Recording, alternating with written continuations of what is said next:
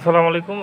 আমরা এখন ৮ নাম্বার সমস্যার সমাধান করব। আমাদের প্রশ্নে দেওয়া আছে যে একটি সমদ্বিবাহু ত্রিভুজ আঁকতে হবে যার ৩ বাহুর দৈর্ঘ্যের যোগফল মানে পরিসীমা আর কি, পেরিমিটার বা পরিসীমা, যোগফল এবং উচ্চতা দেওয়া আছে, ত্রিভুজটা আঁকতে হবে। তো আমরা প্রথমে প্রশ্নের আলোকে ডাটা তুলে ফেলবো। ৩ বাহুর যোগফল ১২ সেন্টিমিটার ধরবো এবং একটা উচ্চতাটা ৪ সেন্টিমিটার ধরলাম।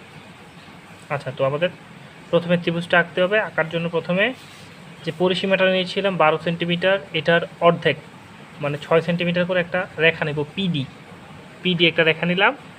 এবার পিডি রেখার ডি বিন্দুতে একটা লম্ব, একটা পারপেন্ডিকুলার রাখবো।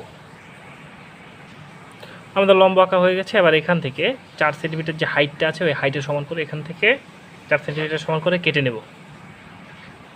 আমরা এটাকে সি বিন্দু দ্বারা সংজ্ঞায়িত করলাম। এবার সি এবং পিকে যোগ করব। এবার আমাদের যে পিসি রেখাটা আছে এই রেখার একটা সমদ্বিখণ্ড কাটবো, মানে বাইসেক্ট করতে হবে। তো আমরা কীভাবে করি, অর্ধেকের বেশি ব্যাসার্ধ নিয়ে এখান থেকে একটা আবার সেম এখান থেকে একটা 4টা বৃত্তচাপকে যোগ করব।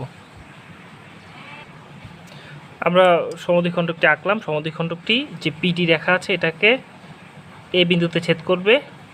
আচ্ছা, এ বিন্দুর এটা এখানে না লিখে নিচে লিখে দেই। এটা হচ্ছে এ পয়েন্টটা হচ্ছে এখানে লিখলাম। এবার এ আর সিকে যোগ করব। এবার আমাদের এডি যতটুকু হয় এটা সমান করে পিডি রেখাটাকে ডান দিকে একটু বর্ধিত করব। ডান দিকে বর্ধিত করার পরে এডি এর সমান করে কেটে নেব। পিডিকে আমরা ডান দিকে একটু বর্ধিত করলাম, করার পরে কম্পাসের সাহায্যে এখানে যতটুকু হয় এটা সমান করে এখানে কেটে নেব। আমরা এডি এর সমান করে এটা কেটে নিলাম। এবার বি আর সিকে যোগ করব। বিসিকে যোগ করলাম, তাহলে আমাদের হয়ে গেল কাঙ্ক্ষিত সেই সমদ্বিবাহু ত্রিভুজটি। সমদ্বিবাহু ত্রিভুজের বৈশিষ্ট্য হচ্ছে যে এ বাহুটা মানে দুইটা বাহু সমান হবে, বিপরীত দুইটা বাহু সমান হবে। এ বাহুটা এবং এ বাহুটা আমাদের সমান, এটা এবং এটা সমান হবে।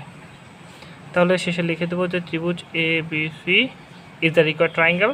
বাংলা ভাষা লিখবে ত্রিভুজ এ বি সি হচ্ছে উদ্দিষ্ট ত্রিভুজ।